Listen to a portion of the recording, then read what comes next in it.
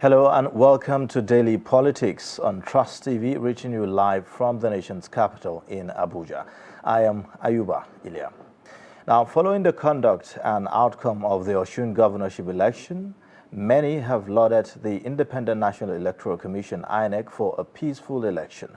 The OSUN governorship election, which is the last off-cycle election before the general election in 2023, has boosted the confidence of stakeholders, especially with the absence of violence, minimal cases of vote buying, rigging, among others. However, the ruling All Progressives Congress and its candidate, Governor Adeboyega Oyetola, lost its re-election bid to the opposition People's Democratic Party and its candidate, Ademola Adeleke, reportedly as a result of a rift between the incumbent governor and the Minister of Interior, Rauf Aregbesola, and the presidential flag bearer of the APC, Asiwaju Bola Ahmed Tinubu. Now, with the outcome of the election, does this affect the acclaimed statement that the Southwest region is a stronghold of the APC and its presidential flag bearer? What precedent does the election set for stakeholders ahead of the general election? To discuss these issues, we have in the studio Solomon Apenja, a political analyst and also Director for Democracy, Politics and Governance at Connected Development, Emmanuel Njoku. And joining us virtually is the Head of Election Observation at the Center for Journalism, Innovation and Development, CJID, Mbo Eno, who joins us from Ibadan. Well, gentlemen, thank you for joining us on Daily Politics. Thank you for having us. Good evening. Well, we'll take a short breather, and then when we come back, we go into the conversation proper. Please stay.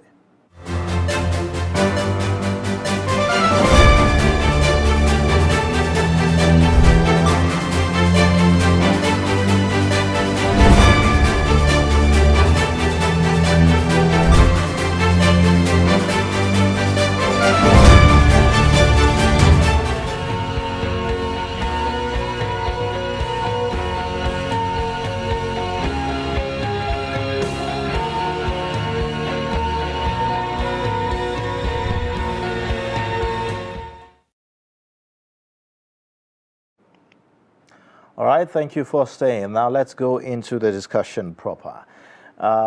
Emmanuel, you were in Osun State. First of all, let's start with your assessment of the Osun governorship election and comparison with that of the Ekiti State governorship election. Yeah, thank you very much and good evening to Nigerians. So for the Osun State election, in my view, there's a lot of improvements. So Ekiti State was good. Then Osun was way much better than Ekiti State. And that to me is a lot of improvement. I was in a meeting on that day, virtual meeting with the INEC, some stakeholders. And I told them if I'm to rate the election from what we saw, from early deployment, from security personnel and their professionalism, from the point of the ad hoc staff and their knowledge of the process, to result to the functionality of the beavers, the effectiveness of the beavers, the whole process. I'll give it on a scale of 1 to 10. I'll give it 8.5. That's quite high. That's quite high. That's generous of you. Yeah, very generous. But let's hear from Solomon. What's your own assessment? I mean, it's a lot of observers said the process was relatively an improvement from what we saw in Ekiti State, but a lot of issues about congestion in polling units and the rest of them. What's your own assessment? The outcome of Osun is exciting. It gives hope and inspires confidence in Nigerians on what to expect going into the 2023 general elections. Civil society and generally Nigerians have adjudged the elections as meeting minimum standards of poll integrity, and with that comes a boost in the confidence of people, because every election before this time has had problems of voter apathy. People not confident in the results reflecting their ballot. But with Osun, I think the turnout or the participation was about 50%. which is 42%. Okay, 42, which is a little higher threshold than what we used to experience before now. So confidence is being boosted, and with that, we expect that the 2023 general elections will see more persons eager to participate and take part. So it's victory, and it's very exciting for democracy. All right, well, let's get from Mbo, who is joining us virtually. Well, this, turnout that we are seeing, is it mainly just because confidence have been boosted in the electorates, or are there other underlying factors responsible for the turnout we saw? I would first say that it's the confidence that has been boosted. Citizens used Ekiti to judge the transparency of citizens, realize that truly their vote counts. And of course, when that was done, we got to OSUN. There was a confidence in the system. Trust has been built in the process, in the system. So that spurred people. And of course, we will not also leave the fact that there was increased citizen mobilization prior to this particular elections. I think civil society went a step further by making sure that the tempo of citizen mobilization was stepped up from what we experienced in Ekiti. It was also an opportunity for the citizens for Osun people to also lay bare. But I mean, for a level of trust we in all the system. sound so very generous with the rating or with the assessments that we've given. Yes, it's good enough. But the turnout, I'm concerned. We have 42% turnout. That's less than 50% of the total, registered voters for a state that has close to 2 million registered voters. So is that good enough, really? When you look at the total number of PVCs collected, they actually did above 50, and that encouragement. So what we can only INEC to do now to make the of PVCs the focus, its focus for the next few months. So we found, we need to also celebrate the way we are making. Ekiti wasn't this good. Ekiti we have about 30-something%. Osun we are having 42. That's an improvement from a staggered elections. So that shows that whatever we are doing now, we should just keep doing in terms of citizen mobilization, in terms of sensitization, in terms of voter registration. We should just keep doing. We law INEC to make decentralize the distribution of PVC. That will also increase when compared to total numbers of voters registered. Well, what I would like for us to, talk about the issue of this turnout. Yes, we all said, well, it's because, the electorates have more confidence now in the process and all of that. But other than that, are there other factors that, are likely to be the reasons why people felt the need to actually turn up for this election? So there are a lot of reasons why people turned out. Before now, there has been that trust deficit in the process, citizens trusting that their votes will count in the first place. And then citizens have been watching. With the FCT Council polls that happened, the turnout and how the results, it seemed like the results counted, the votes counted. Now, coming to Ekiti State election, people watched it and realized that, okay, looks like our votes are beginning to count. And now, I think over time, the citizens have also realized that the power is clearly in their hands, and they are beginning to use it right by coming out to vote. 42% voter turnout is quite high.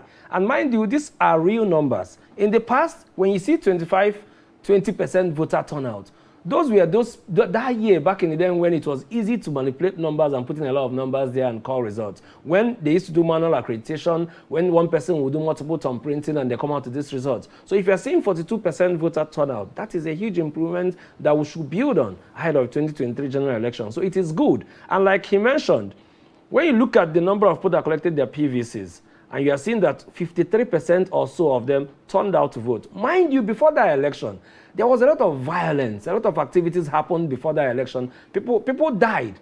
All of these things sometimes I'm beginning to think they are intentional to make people not to come out to vote. So lesser people will come out to vote. I always say this, when the number of people that come out to vote are little, it becomes easy and affordable for politicians to be able to buy votes. Because the lesser the number, the cheaper and the more affordable it is for them to buy votes. But if in a voter register there is 100 persons, for instance, and 90 persons come out to vote, he won't be able to buy all the votes on it.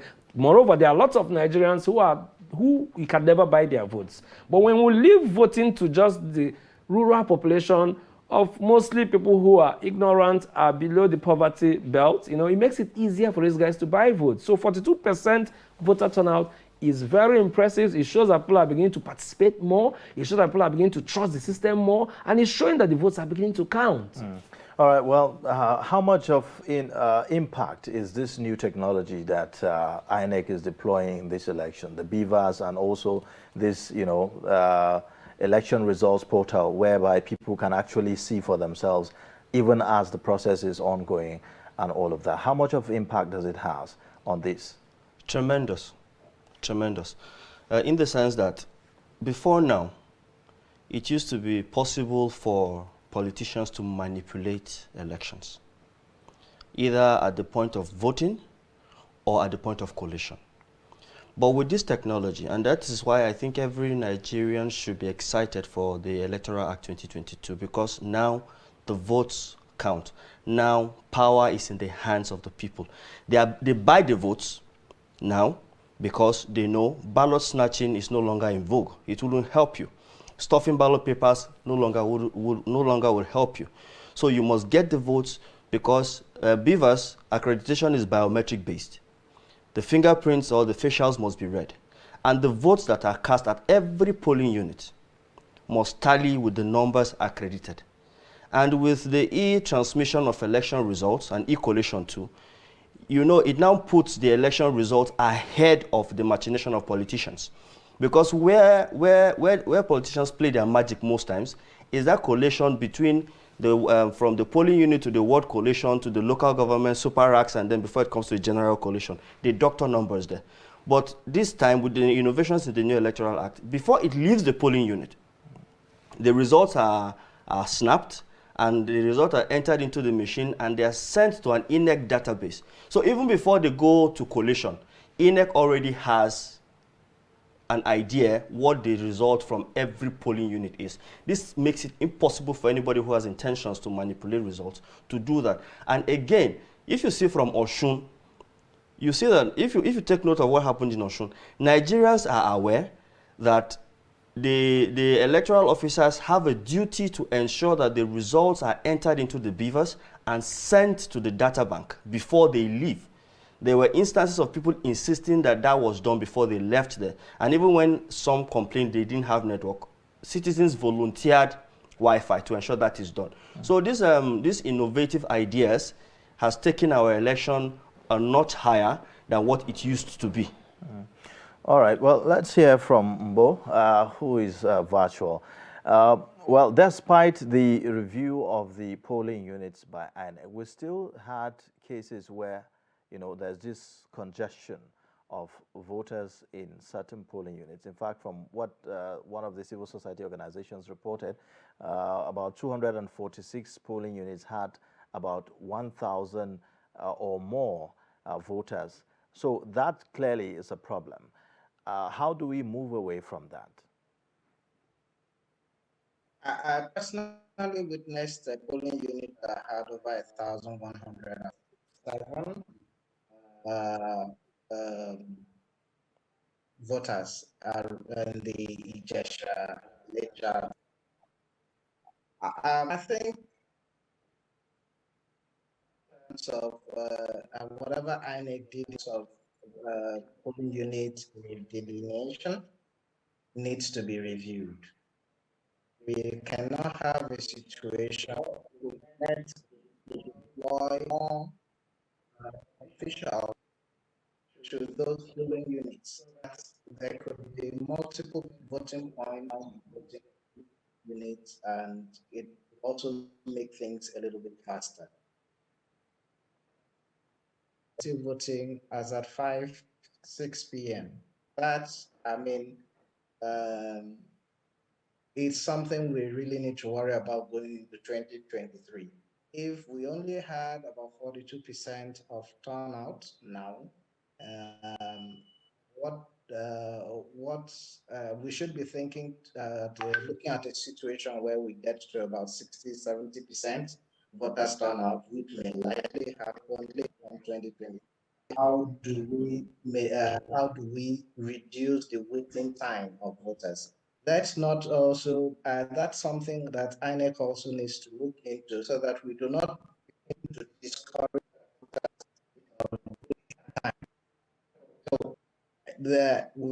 My suggestion would be either INEC does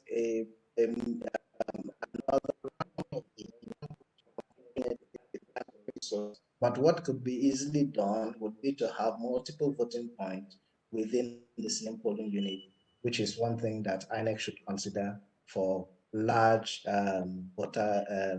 polling units with large numbers of voters. I think that's what I would suggest at this moment. Okay, well, with regards to the issue of vote buying, definitely we can't say that there was no cases of, voter inducement and all of that in the whole process. So overall, what's your assessment of the performance of security agencies deployed to some of the polling units in terms of checkmating the trend of vote buying? So first of all, in this election in Osun State, there was a lot of vote buying. I told somebody that Osun State election and vote buying, they're like 5 and 6. There was a lot of vote buying across virtually every polling unit. And so the security personnel, they did well in many ways in making sure that the most polling units were orderly, in making sure that there was no trouble in anywhere. They did very well as regards that. But when it comes to vote buying, I always say this.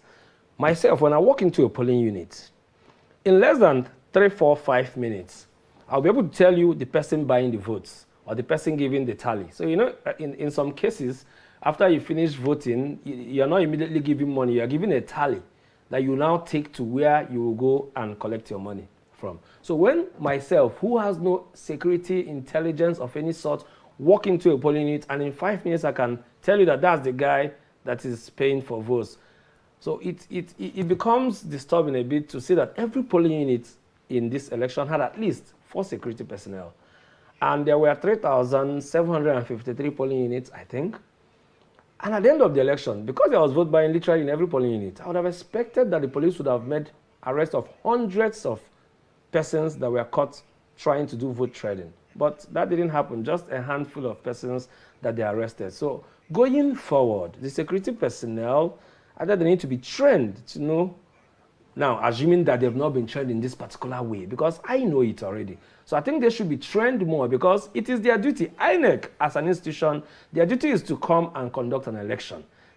I don't think, as it is right now, the Electoral Act empowers them to make arrests or prosecute people that are caught in vote buying. It is the job of the security personnel. So they have to do more in arresting. And so, but there is this person who is a politician, is not verifiable. He was telling me that most likely will not happen, because there are cases where they say they make budget for the security men who also come to polling units. That way, personal budget from politicians to pay them when they get to the polling units. So that way, in an election, they look the other way, like they are not seeing what is happening. Mm-hmm. The duty fully is in the hands of in the Ekiti election. We didn't need to wait for EFCC to come all the way for them to be able to make those arrests when they were security personnel in every polling unit. So going forward, and as we go into the 2023 general election, we are trusting that the security personnel, vote buying is a crime. It's an offense. It's a serious offense in the Electoral Act.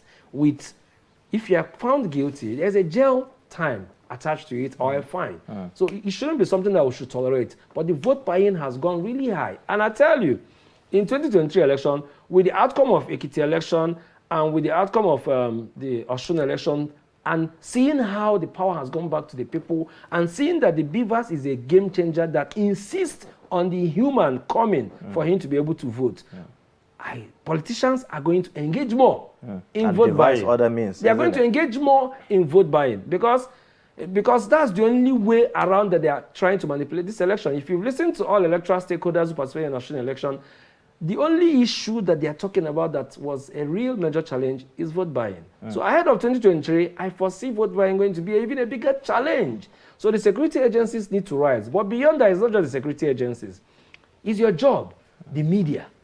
It's my job from the civil society organizations. But someone has the job of government institutions of NOA, INEC. But someone has the. But it's not my job as an observer to arrest. Exactly. So no matter what we say at the end of the day, someone has to be the one to do But we don't need to wait for that vote buying to happen before an arrest is made. We can prevent it by engaging the electorate for them to see the evil and the ills in vote buying. And that's his job. That's why I keep saying the media has a major role to play in putting this issue in the faces of Nigerians to understand, and this is terrible, this is bad. Selling your vote is putting yourself and your country backward. So we all have to engage in this. All right. Well, Solomon, we've heard stories about how certain party agents, sometimes even aid voters, even to the cubicle. Yes. Where they help them in, voting and all of that. So, and someone has a responsibility to make sure that doesn't happen, isn't it? And then with the issue of, taking phones to the cubicles and all of that, all of these are things that help in the whole process of the vote buying and that. So, would you say that we are doing much more in terms of checkmating that? Personally, I'd say the incidence of vote buying is progress. It's a negative, but in secondary school, they tell you the advantages of weed in agriculture. I like to see it from the positive side, in the sense that we have gone past the era of, as I said earlier, ballot box snatching and ballot stuffing. It's incremental progress. This is a new problem that we are contending now because the power now resides in the votes. And as he has said, voter inducement is an electoral offense. And the reason it continues to happen is because there seems not to be the will yet to enforce the law to the latter. If persons who are arrested are prosecuted, that will serve as deterrence to other persons because they will know there are consequences for doing these things. I think today, AFCC, I read in the news that AFCC said about 4 or 5 persons they arrested from OSUN were going to be prosecuted. We keep fingers crossed and hope they follow through with that. Ekiti, we have not seen any prosecution on Ekiti. And then INEC is also complaining that they have too much work on their hands, that they cannot go into prosecution of electoral offenses, and they advocate for a quick passage of the Electoral Offenses Commission Act. I think it is a second reading at some point in the National Assembly now. That has to be looked into. And then again, let me add that today the presidential candidate of the PDP, His Excellency former Vice President Atiku, suggested using envelopes at elections. So when persons vote at the cubicle, before they come to drop it in the ballot box, which by law ought to be in public glare, it is enveloped before it is put in the ballot box. If such innovative ideas are practicalized and put into effect, I see it reducing, at least to an extent, the prevalence of voter inducement. And people taking their phones to the voting booths, it's illegal. It's illegal. But again, it boils down to the penchant of Nigerians going against what the law says, and the proclivity of authorities not enforcing the law to the latter. So people can do whatever they want to do. Many persons don't even know these things are offenses. But ignorance of the law is not an excuse. So there needs to be awareness, And then Nigerians also need to appreciate that this thing is just, it should be fun. It should be like a game. All right. Okay. Well, let's go to Mbo, who is virtual. Now, a lot of issues have been raised here, even as the electoral umpire is innovating ways to make sure that we have a credible, free, and fair election. Politicians, on their part, are also devising new methods on how to, induce voters and the rest of them. Are we looking at a possibility, because we're already hearing speculations about how politicians even go to certain wards or certain communities to even pay people not to come out, to vote and all of that. So how can we move ahead of that? How can we, put an end to that even before it starts?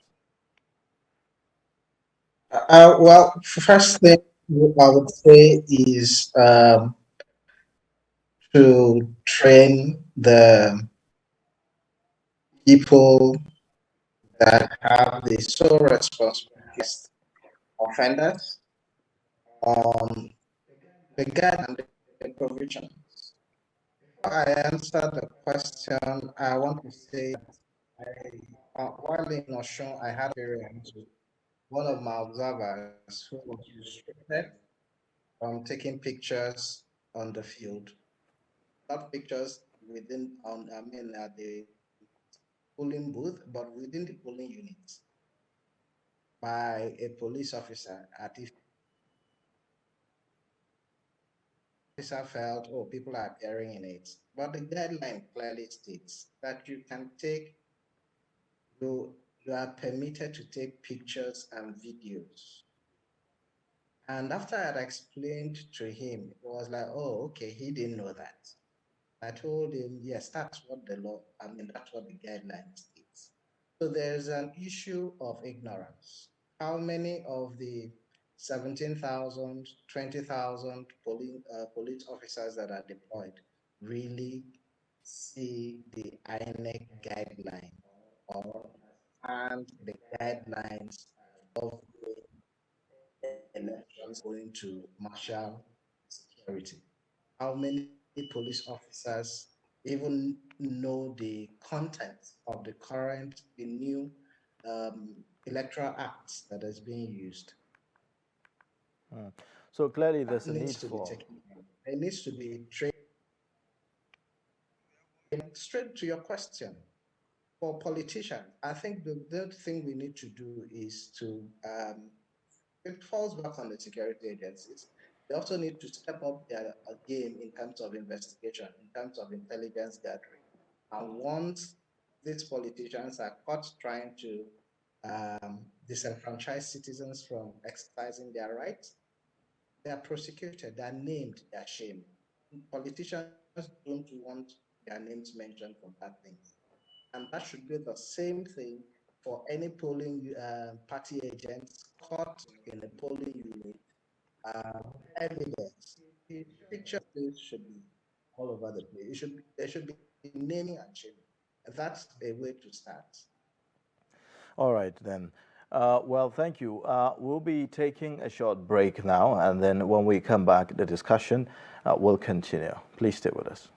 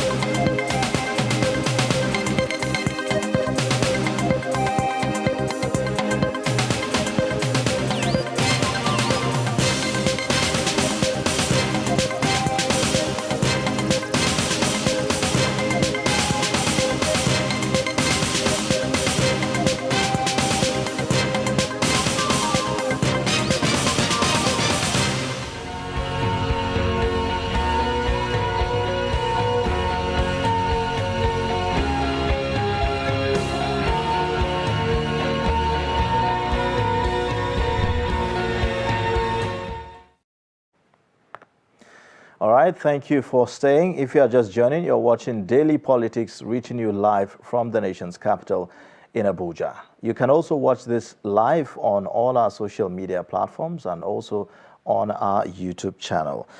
We have in the studio Director for Democracy, Politics and Governance at Connected Development, Emmanuel Njoku, and also Solomon Apenja, a political analyst, as well as Mbo Eno, who joins us virtually from Ibadan. He is an election observer at the Center for Journalism, Innovation and Development, CJID. Now, let's take a look at some comments coming on our our YouTube channel, as a matter of fact. Someone is raising concern about the issue of voter turnout. He is Adewale Adeza. He says, thank you, Mr. Umbo, for the insight. Voters turnout is one thing INEC should really look into. It's probably as a result of waiting too long. So he feels that perhaps people are not really motivated to come out to vote because of the long wait during electoral processes and all of that. So that's that. But again, I want us to talk about the results of the OSUN election. What does this say about 2023? We have about 18% rejected votes. So that's something to worry about, isn't it, Mr. Solomon? Yes, 18% is high. But again, it goes to the level of awareness the voters have, because most of the rejected ballots come from persons thumbprinting across the line, spoiled ballots and such incidences. So there needs to be more education, more awareness to voters to know how to vote and how to fold their ballot and how to put it in the ballot box. And for what the OSUN election portends for 2023, I think it's a pointer to what is to come, because every election is a referendum, as it were, on a sitting government, an incumbent or a political party. OSUN has the citizens of Nigeria within OSUN State making an assessment and passing their verdict on that assessment on the performance of their governor and on possibly to the performance of the ruling party at the center. So I think it's a clear pointer to what is in offering going into 2023 election. You know, Emmanuel, this is one keenly contested election that many observers couldn't really predict, even before it happened. If you look at what happened in 2018 between this same candidates of the APC and the PDP, some believe that, in fact, it's a repeat of what happened in 2018. And the result of 2018, the margin between these two between the two candidates is less than 500. So a lot of people weren't sure about what was going to happen. Of course, the political parties are sure in their own right as to what the outcome will be. If you look at the APC, for instance, with the flag bearer of the APC being the cousin of the incumbent governor, and of course all the power of incumbency and everything, yet it turned out that the APC lost the election. They said that they are reviewing the results and all of that. Is there anything to review there? So you see, in Nigeria, this thing we call power of incumbency. Soon, with where we are now in the electoral processes, soon we will no longer all those things will phase away, because going forward, first the votes are counting, and that is where the game has changed with beavers. Before now, so you see someone who so this person is a godfather, you are in another state and you just control who becomes the governor of this state or that state. All those things, I believe, are things in the past.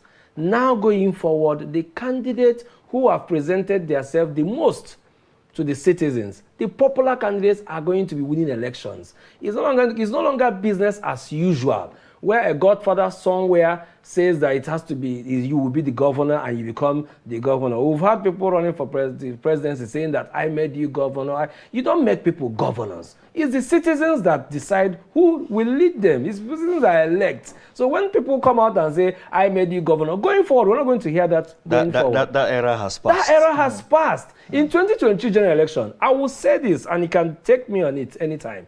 You see, a lot of people that you think that are in power will lose elections because the game has changed. It's now the people. The people have taken over. So, before now, you see, like I always say, you see politicians during elections, they try to, get INEC people to pay them some of the bad staff of INEC who are corrupt to manipulate the process, but it has completely changed. With the Beavers is a game changer. It has completely put the powers in the hands of citizens. So all of these things you said will no longer happen going forward. Popular candidates are going to win elections. So this is good in many ways. Because this is just that this Ekiti and Osun election has happened when the primaries and all of that is supposed to have candidates emerge has already happened. If this Ekiti and Osun election had happened before the primaries and Nigerians have seen that, wow, the game has really changed. So this is the first two elections after the Electoral Act. This is the first two elections after the Electoral Act gave authority to the Beavers. So Nigerians have seen that, wow, it's really working. If these elections happened before the primaries, I tell you, probably you or me or him probably would have contested for office because we are seeing that it is now possible to run for office, and if you are genuinely popular, you win against the incumbent power and against authorities and godfathers in Nigeria. All right, well, another question that, let me go to Mbo. Another question that a lot of people are really asking is whether or not we can actually use the Osun state governorship election as a yardstick going into the 2023 general elections. Perhaps maybe because the 2023 elections requires much more. This is an off-cycle election, it's just one. And then, so maybe some of the dynamics that played out in the Osun election may not be the case in 2023. Would you agree with that? I would rather say that Osun and Ekiti is actually a forerunner to what will happen in 2020.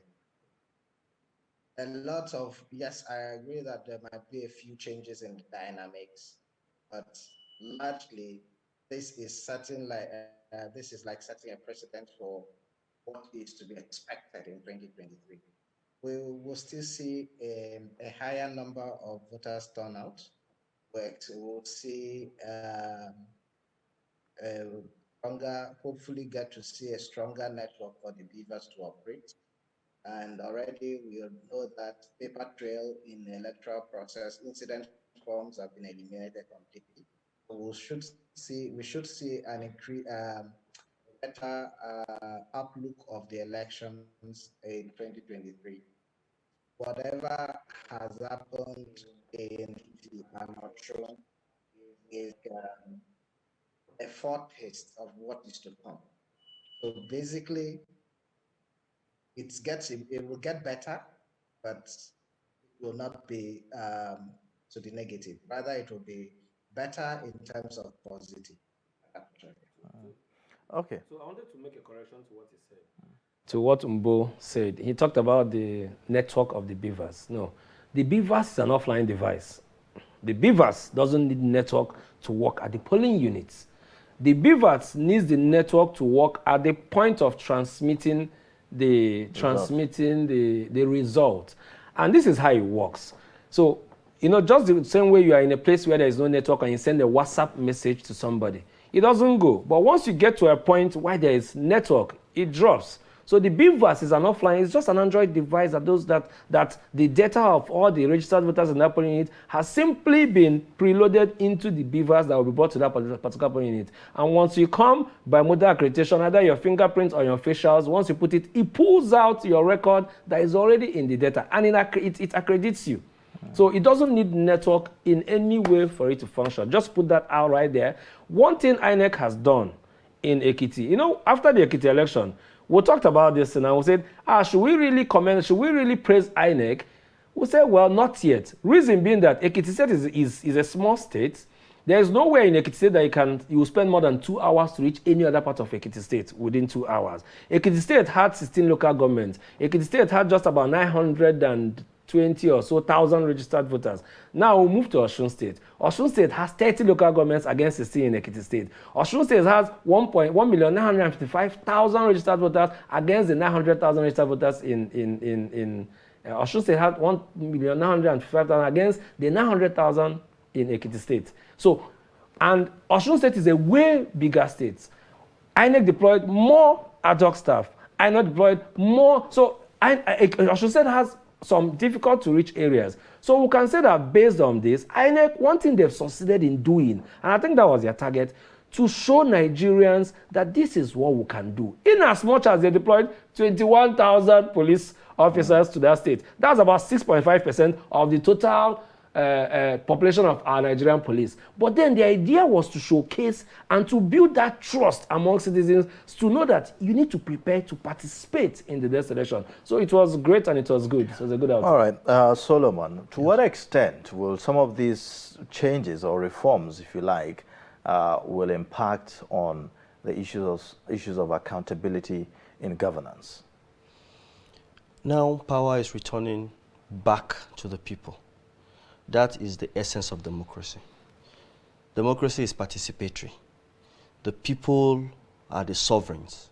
With their votes, they dictate, by our constitution even, the people are the sovereigns of Nigeria. The leadership is accountable to the people.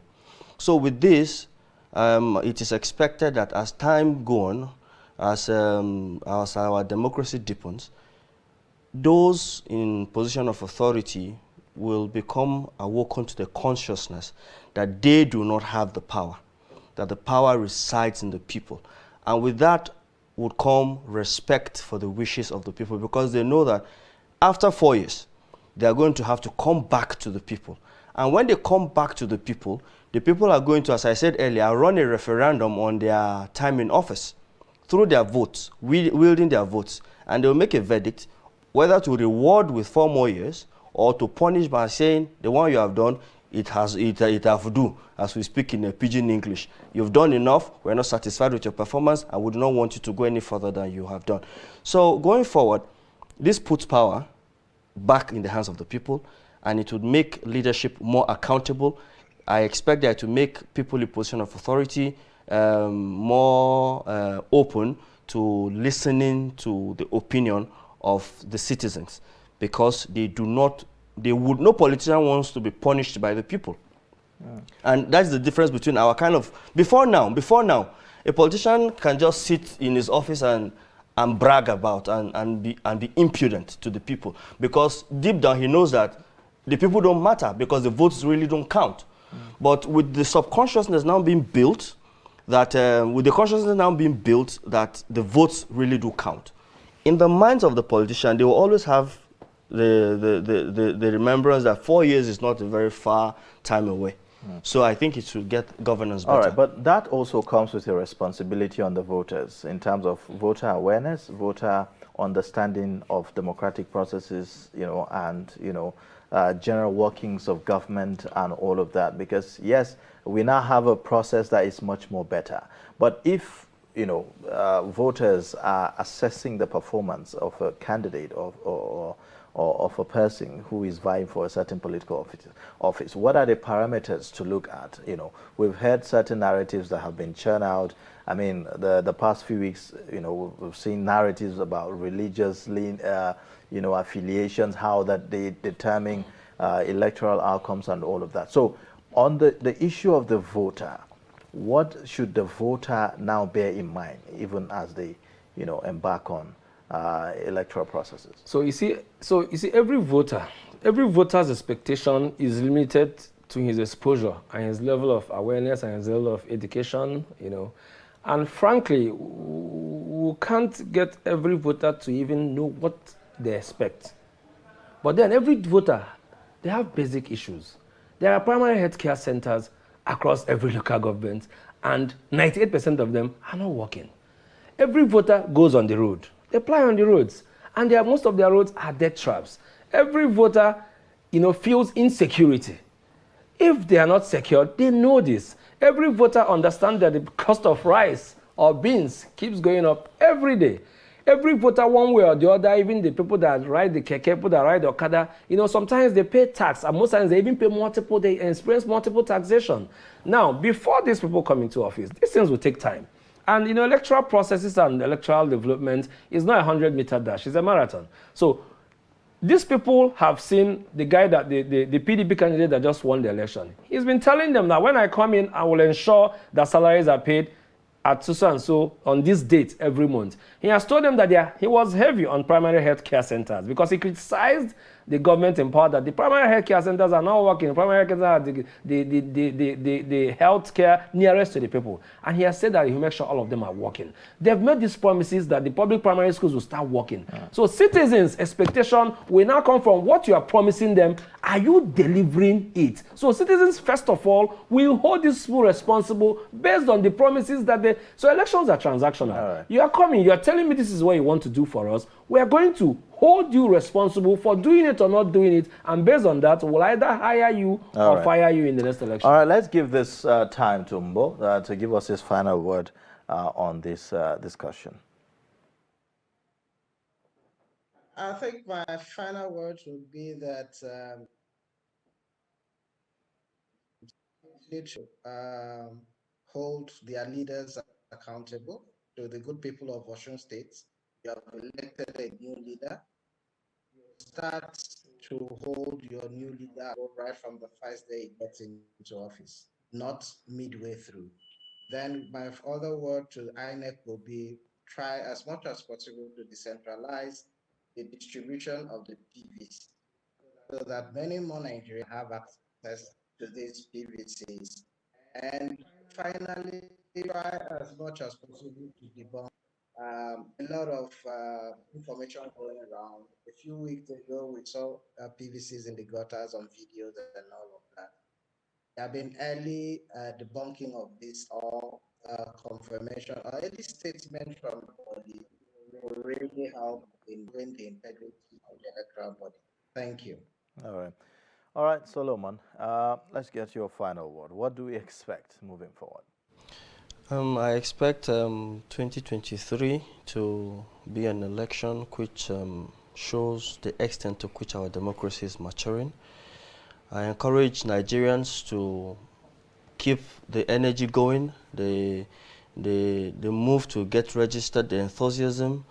I expect that more confidence will be built in the system, and to INEC, to whom much is given, much is expected.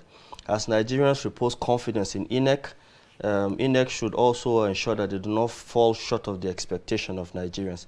And also, at the stage we are at now, I hope that our election will, as it continues to mature, will grow to the point where we do not have to over-militarize the process as we currently see. I hope that we mature to the point where we appreciate that it is just participating to elect a leadership and it doesn't have to get violent. That will be my final word, and I wish the governor-elect of OSUN the best, and the people have given him a mandate. He owes himself a responsibility and posterity a duty to not fail. All right then. Thank you so much, gentlemen, for joining us on Daily Politics to talk about the outcome of the OSUN governorship election. We look forward to having you on the program again. It's been a pleasure. Thanks for having us. My guests have been Solomon Apenja, a political analyst and also Director for Democracy, Politics and Governance at Connected Development, Emmanuel Njoku, and joining us virtually, Mbo Eno, who is Head of Election Observation at the Center for Journalism, Innovation and Development, CJID. He joins us virtually from Ibadan. It's been a great show. If you are just joining, you can catch up on our YouTube channel by subscribing and also following us across all social media platforms. My name is Ayuba Ilya. Thank you for watching. Bye for now.